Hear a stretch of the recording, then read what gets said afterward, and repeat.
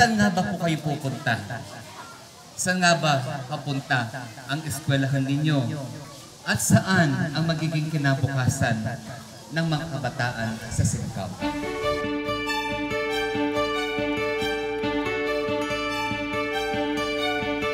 Hulog ng langit ang Global Peace Foundation! Kasi magiging sustainable na ang aming energy source dahil po sa Global Peace Foundation. Maituturing po na learning support yung solar energy dahil susupplyan niya po yung smart TV na binigay ng DepEd para sa pagtuturo ng bata. At yung paggamit po ng technology, paggamit ng smart TV, ng multimedia sa pagtuturo ay mai-enhance po ang learning, maging engaging ang learning kung mayroong educational technology. So maganda po ang impact nito sa academic performance ng bata. Alam naman po ninyo ngayon kung saan papunta ang ating pinakamamahal na bansa. Ito nga po ang magiging pagpasok ng teknolohiya sa ating mga opisina, mga serbisyong pampubliko.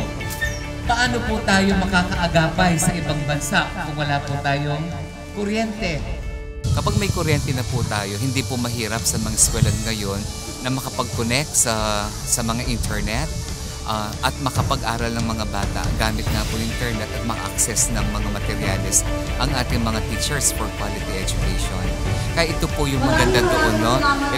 Itong pinapangarap ng kagawaran ng edukasyon at ito naman ang Global Peace na pumapasok para matulungan po kami na ma-achieve natin yung goal natin na magkaroon po ng teknolohiya sa ating mga paaralan. So malaking tulong po talaga ang magkaroon ng Energize School, no? Yung nga po ang solar panel na gagamitin po natin para sa mga eskwelahan. Yun po ang nakikita ko na malaking contribution po ng ating donation ngayon sa Singkap na Elementary School. Yung mga mag-aaral dito, ako ay naniniwala at ako ay tataya na dito magkakaroon ng mga future teachers, maaaring ang susunod na mayor ng Safronio Española ay nag-aaral dito. Kailangan lang natin silang bigyan ng pagkakataon. Nakakalungkot man na marami pa rin paaralan sa Pilipinas ang walang kuryente. At iyon ang nais tugunan ng Global Peace Foundation. Maabot ang malalayo, maabot ang mga mahihirap na butin. Maging kaagapay kami ng gobyerno para maabot yung mga lugar na walang